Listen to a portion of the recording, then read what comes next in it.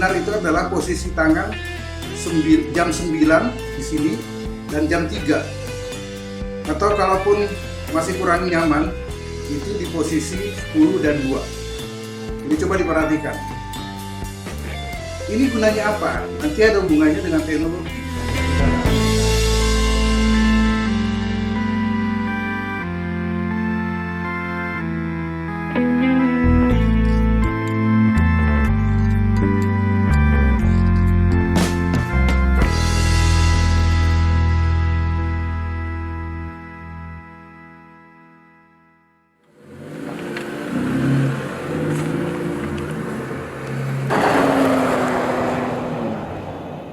Kita jumpa kali ini dalam program Smart Drive. Saya baru baca informasi dari media. Tahun 2019 lalu, jumlah kematian akibat kecelakaan lalu lintas di Indonesia lebih dari 25.000 orang dalam setahun. Itu artinya setiap hari 70 hingga 80 orang tewas sia-sia di jalan raya. Bicara tentang kecelakaan lalu lintas, memang masyarakat harus mendapatkan edukasi. Faktor penyebab kecelakaan lalu lintas itu ada 3. Satu adalah faktor alam, kedua faktor kendaraan, ketiga faktor manusianya. Masalahnya nih, rata-rata di Indonesia terutama, faktor manusia ini sangat susah. Bahkan ada yang bilang, saya kan udah nyetir 5 tahun, saya kan udah nyetir 10 tahun, toh selama ini tidak pernah kecelakaan.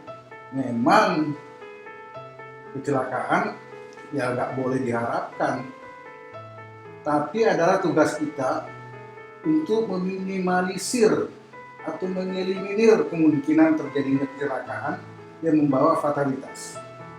Dan ini sikap bandel seperti ini, sikap merasa jago, merasa hebat, itu bukan rahasia lagi di para pengendara kita. Banyak contoh kecil yang bisa kita jadikan sebagai contoh kasus yang bisa menyebabkan kecelakaan lalu lintas. Salah satu misalnya, orang merasa pegang setir itu nggak ada aturannya. Padahal para ahli mengemudi di dunia ini itu sudah membuat aturan-aturan baku. Saya akan contohkan. Kebetulan saya bawa ini lingkar kemudi atau setir. Gimana sih cara megang setir yang benar? Saya contohkan. Yang benar itu adalah, mudah-mudahan bisa terlihat, yang benar itu adalah posisi tangan jam 9 di sini dan jam 3. Atau kalaupun masih kurang nyaman, itu di posisi 10 dan 2. Jadi coba diperhatikan. Ini gunanya apa? Nanti ada hubungannya dengan teknologi kendaraan yang sekarang. Ya. Jadi kita tahu bahwa saat ini semua mobil itu dilengkapi dengan airbag.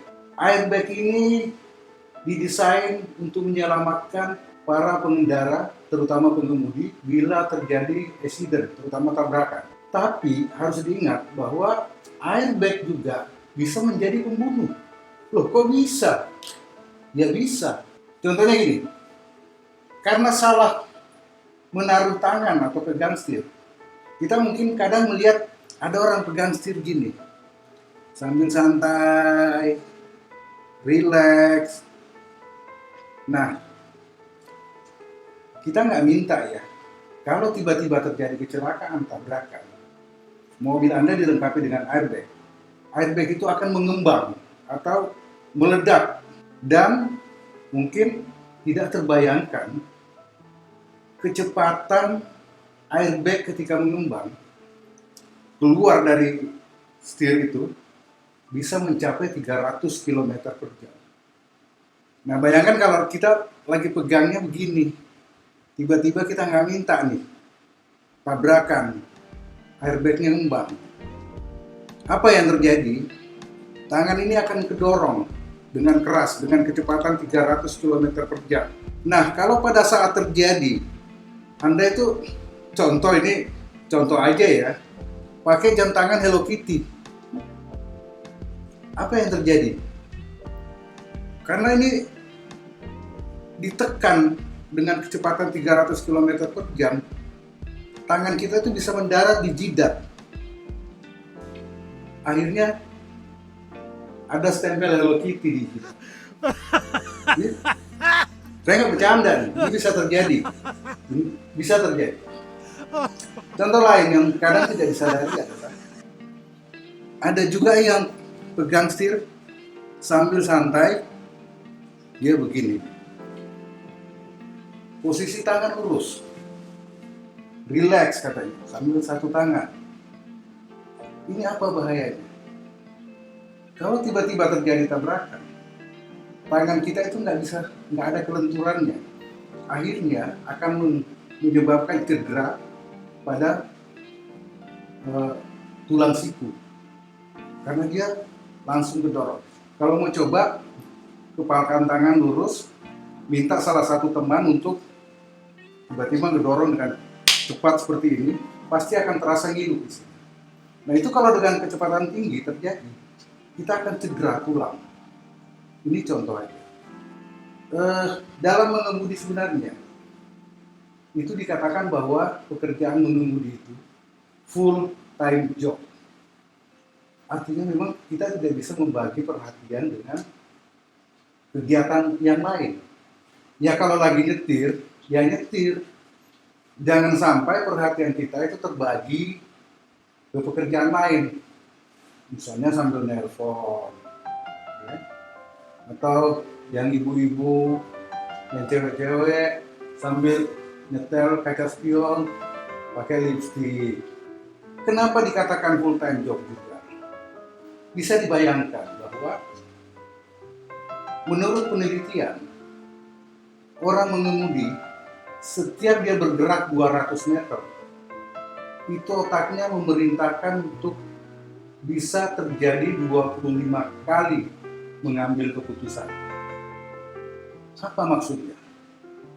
Kalau Anda bergerak sejauh 1 km, itu artinya kurang lebih otak Anda harus melakukan penyesuaian, perubahan sampai 125 kali. Tapi persoalan ini hari demi hari mulai diatasi oleh pabrikan mobil. Jadi tadi kalau faktor alam, faktor kendaraan, faktor manusia, kita ingin memperbaiki faktor manusia, memang butuh waktu. Karena cara pandang kita, cara kita menilai suatu potensi bahaya, setiap orang berbeda-beda. Paralel dengan itu, produsen otomotif, terutama mobil, itu mulai melakukan inovasi-inovasi teknologi. Salah satu contohnya adalah yang sudah banyak kita kenal dan mulai diaplikasi di mobil-mobil sekarang adalah automatic braking. Automatic braking ini dia bisa melakukan pengereman tanpa harus pengemudi menginjak pedal rem. Ini terjadi kalau ini berlaku bila terjadi emergensi. Jadi secara otomatis mobil itu mengerem.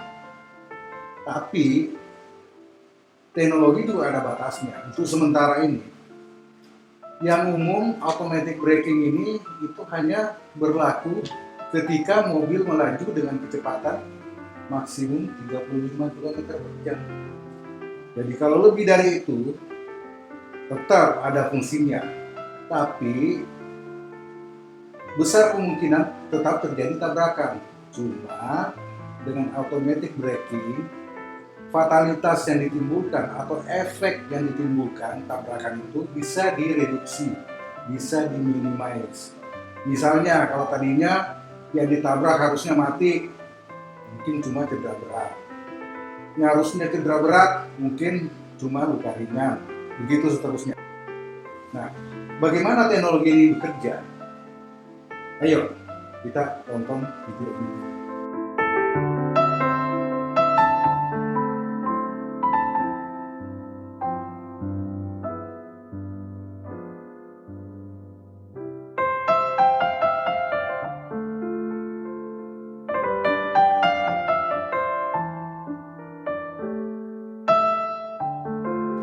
Jadi tadi ditunjukkan bagaimana seorang pejalan kaki pedestrian menyeberang jalan, tiba-tiba dia cuma melihat satu arah.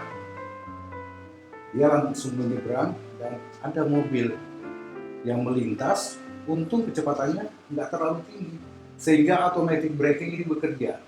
Selain teknologi yang ditampilkan tadi, pabrikan lain juga sudah melangkah lebih jauh untuk inovasi teknologi.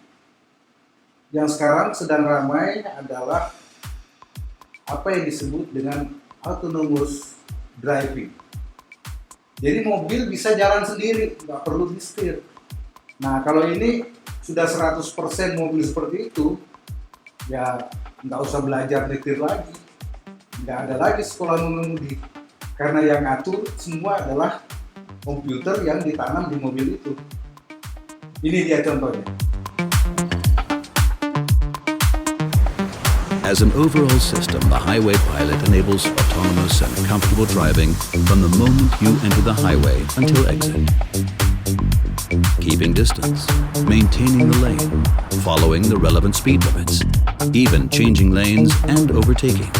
The 360-degree sensors, comprising cameras, radar, and ultrasonic technology, are always on the watch, allowing the driver to relax even over great distances. Dari apa yang kita saksikan, bahwa teknologi yang diterapkan, kita ambil contoh misalnya, ketika berada di jalan bebas hambatan atau highway, yang kondisi lalu lintasnya stop and go, kendaraan ini bisa mengatur jarak. Dia bisa mengatur jarak antara mobil depan dengan mobil di belakang, sehingga memperkecil kemungkinan terjadinya tabrakan, entah itu dia menabrak mobil depan atau dia tertabrak dari belakang. Dan itu dia bisa atur meskipun jalurnya itu sempit atau lajur yang dilewati itu sempit karena kendaraan di kiri kanan. Kemudian ada juga teknologi yang hampir sama. Kita saksikan dulu. Intelligent traffic control units use flexible speed limits to improve traffic flow. The automatic speed limit adjustment of the Highway Pilot will also be able to react to this. The camera-based technology recognizes when the maximum speed is reduced. Accordingly, the car will then slow down on its own. Teknologi ini juga diaplikasi untuk highway. Jadi mobil, sistem komputer di mobil bisa membaca kepadatan lalu lintas. Jadi misalnya tadi kita masuk di highway dengan kecepatan 100 km per jam. Tapi begitu sistem ini diaktifkan, dia membaca, oh mobil kita terlalu cepat. Dia akan mereduksi kecepatan dengan secara otomatis. Soal program Smart Drive ini masih banyak yang akan saya ceritakan. Tapi untuk kesempatan ini kita sudahi dulu dan kita akan bertemu di episode. Salam Smart Drive. Be smart before you drive.